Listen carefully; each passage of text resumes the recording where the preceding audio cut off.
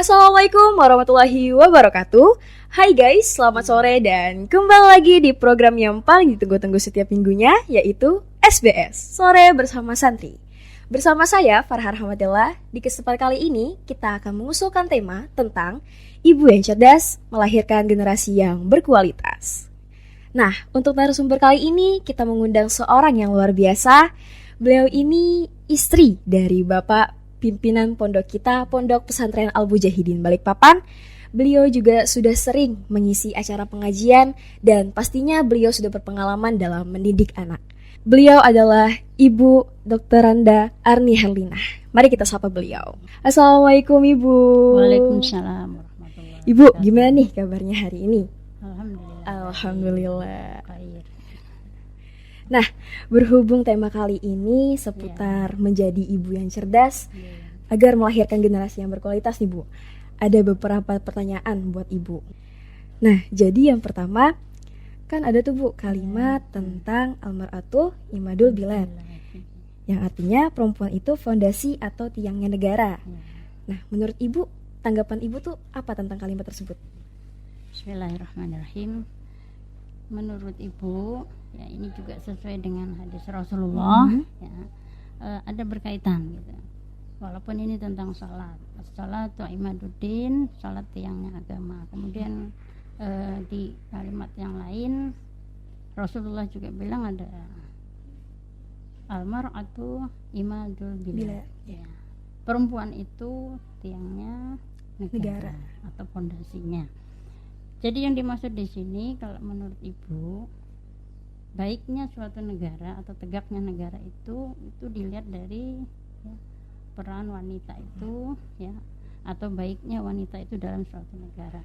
Kalau hancurnya suatu negara itu tergantung dari juga tidak baiknya atau perempuan itu. Jadi sama. Jadi yang dimaksud di sini sangat menentukan ya. Jadi seorang perempuan yang nantinya juga menjadi seorang ibu itu sangat menentukan untuk tegaknya suatu negara. Jadi yang dimaksud seperti itu. Seperti yang kita bicarakan tadi kan Bu, perempuan itu fondasi atau tiangnya negara. Nah, apakah Ibu pernah mendengar atau mengalami sendiri pernyataan yang terkesan seperti merendahkan martabat wanita? Contohnya, ini percuma sekolah tinggi-tinggi nanti ujung-ujungnya juga jadi pengurus rumah tangga. Nah, lalu bagaimana tanggapan Ibu? Apakah Ibu setuju dengan statement bahwa wanita itu tidak perlu belajar setinggi-tingginya? Jadi ini menurut hal ini tadi yang pertanyaannya, Ibu mengalami sendiri gitu ya. Pada saat kuliah itu ada saja mungkin karena kuliah itu juga bersama mahasiswa ya, jadi ada mahasiswa yang mungkin nyeletuk gitu ya. Kenapa sih kok perempuan harus sekolah tinggi gitu ya. Jadi Ibu sendiri ngalamin nggak usah lah sekolah tinggi-tinggi ya. Karena pada saat kuliah kan mungkin kalau bagi Ibu mungkin mereka enggak tahu kenapa atau iri atau karena kalah bersaing ya. Jadi bagi Ibu perempuan perlu ya atau memang penting sekali untuk mendapatkan ilmu ya, karena memang di dalam hadis Rasulullah itu kewajiban kita sebagai seorang perempuan ya. Kalau di hadis itu kan talabul ilmi faridatun ala kulli muslim wa muslimah ya. Jadi kewajiban menuntut ilmu itu adalah wajib bagi muslim dan muslimah. Jadi yang laki-laki maupun yang perempuan. Kemudian Islam datang juga ya mengikis ya kebiasaan orang-orang jahiliyah yang merendahkan martabat seorang perempuan ya.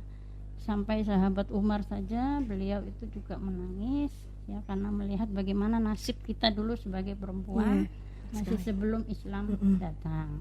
Nah, jadi di sini ya perlu perempuan itu ya artinya untuk belajar ya. Yang penting walaupun tidak sekolah tinggi atau tidak ya, yang penting kalau ada kemampuan, ada kesempatan perlu belajar, karena walaupun nantinya menjadi seorang ibu itu perlu mendidik anak ya.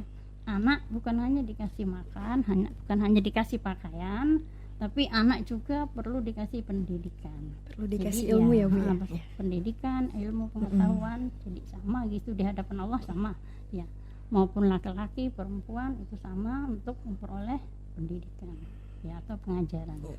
Ibu sudah berpengalaman nih dalam mendidik anak. Nah, kesulitan apa nih yang Ibu hadapi dalam mendidik anak-anak Ibu di zaman sekarang? Apalagi yang kita ketahui sekarang, zaman milenial telah merubah pola pikir dan karakter anak. Bagaimana Ibu menyikapinya? Jadi untuk yang masa sekarang ya mungkin kalau mendidik zaman dulu mungkin ya karena anak-anak belum hidup di zaman yang sekarang itu kan akan berbeda. Anak-anak sekarang ya disebut era milenial, era gadget gitu ya. Jadi mendidiknya ini pasti di sini ada perubahan, terutama perubahan dari pola pikir dan sikap anak. Jadi kesulitan yang kita hadapi di sini itu ada muncul kemalasan anak untuk belajar. Pasti sih. Ya. Karena asik main gitu ya. Karena memang kita tidak pungkiri di era yang seperti ini, dan mereka memang juga lahir ya di zaman yang memang teknologinya itu berkembang pesat.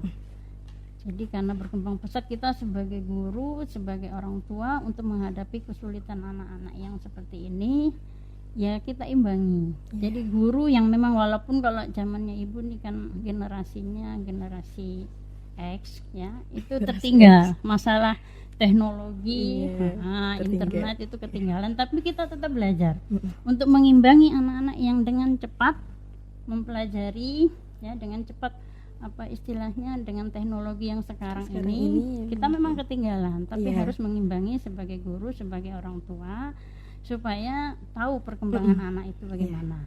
Walaupun kita tahu di sini anak-anak memang lebih di era milenial, anak-anak itu lebih cerdas, lebih kritis ya. Kemudian apa-apa mau cepat. Kemudian satu pekerjaan juga mereka bisa multi, apa istilahnya itu, satu pekerjaan itu bisa dikerjakan dalam satu waktu, sambil makan, sambil nonton gitu, sambil baca nah, itu yang kadang menghindari apa kesulitan mereka itu jadi malas untuk belajar.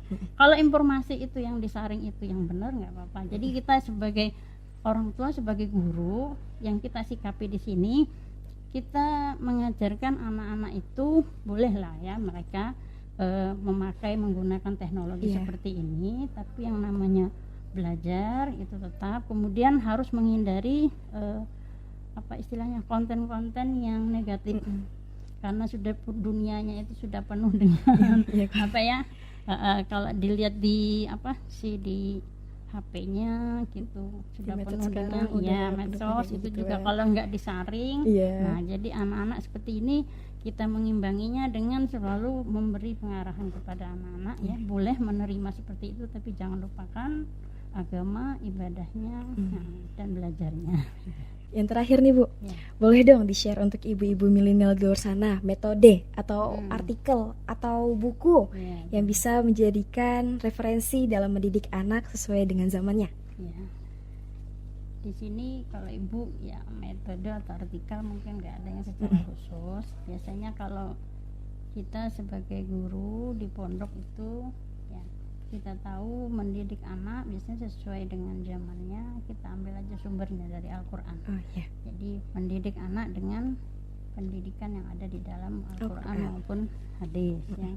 Jadi metode khusus itu enggak ada. Kalau buku yang pernah Ibu baca referensi juga punya Bapak itu buku Tarbiyatul Aulad ya, pendidikan anak-anak, karangan Dr. Abdullah Nasih Ulwan.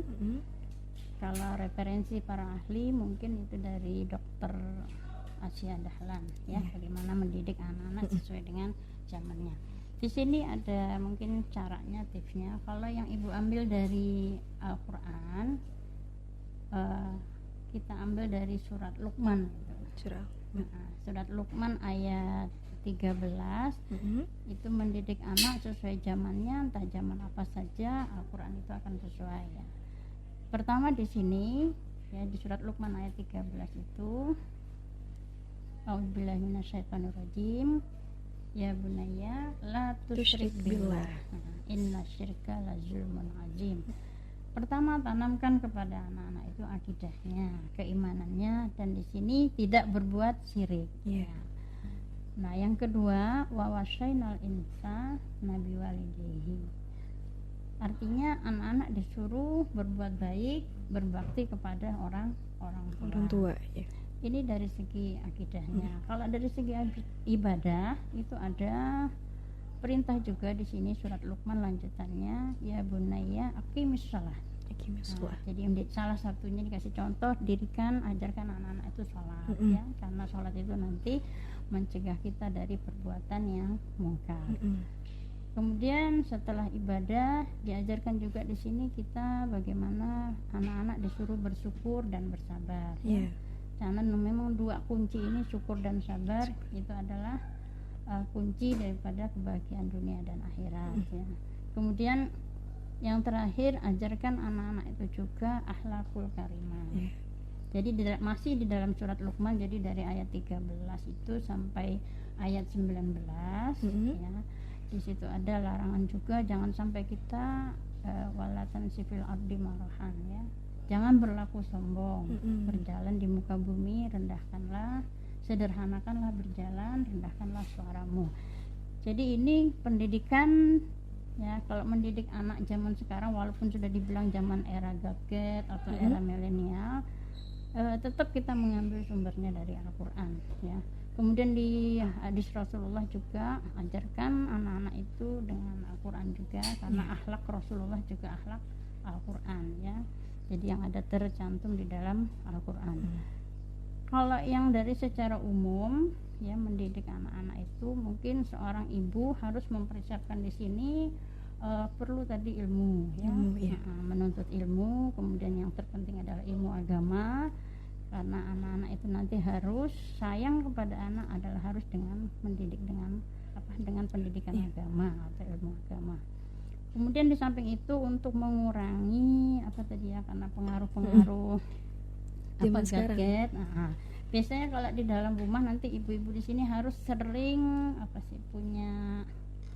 punya konten bersama yang disepakati, ya.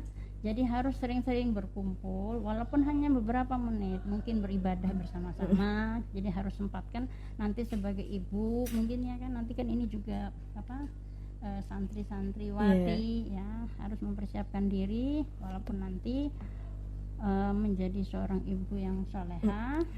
Jadi anak-anak dipersiapkan seperti ini. Ajaklah anak-anak berkomunikasi, ya, dibuat konten bersama, sering berkumpul, itu untuk mengurangi dia penggunaan gadget itu, karena memang tidak lepas dia setiap hari harus pegang itu, ya. Jadi untuk menguranginya kita ajak bersama, mungkin makan, mungkin membuat kue, mungkin kalau bapaknya suka berkebun, ya seperti bapak itu juga suka bernanam, jadi ajaklah anak-anak, ya pokoknya sesuai dengan, kalau yang putri mungkin diajak bikin kue, makanan, walaupun memang cuma hanya sedikit sekali untuk mengurangi, tapi dengan kebersamaan ini adalah waktu yang berharga untuk anak, ya. Jadi mendidik anak itu, ya, dengan kasih sayang yang seperti tadi, berkumpul, berkomunikasi, kemudian juga menanamkan pendidikan agama sesuai dengan surat Luqman tadi. Ya, semoga bermanfaat, bisa jadi ibu-ibu yang cerdas, beragama, ya, dan berakhlak mulia. Baik, kesimpulan yang dapat kita ambil dari penyampaian Ibu Arni tadi adalah sebagai calon ibu, prioritas utama kita adalah ilmu. Nah, karena sesungguhnya kepintaran anak itu bergantung kepada kepintaran ibu, dan pastinya pendidikan pertama yang didapat oleh anak itu adalah pendidikan dari seorang ibu. Sehingga bila kita belajar dengan sungguh-sungguh dan menjadi wanita yang cerdas dan bertakwa, maka kelak kita akan melahirkan generasi masa depan yang berkualitas, soleh dan soleha. Alhamdulillahirabbil alamin, kita telah sampai di penghujung acara kali ini. Sebelumnya terima kasih banyak Ibu Arni Erlina karena sudah menyempatkan dirinya untuk hadir di podcast hari ini. Dan terima kasih juga udah share ilmunya ke kita-kita. Dan terima kasih juga untuk para penonton yang sudah setia menyaksikan program SBS. Nantikan episode-episode selanjutnya dengan narasumber yang lebih menarik dan lebih wow lagi.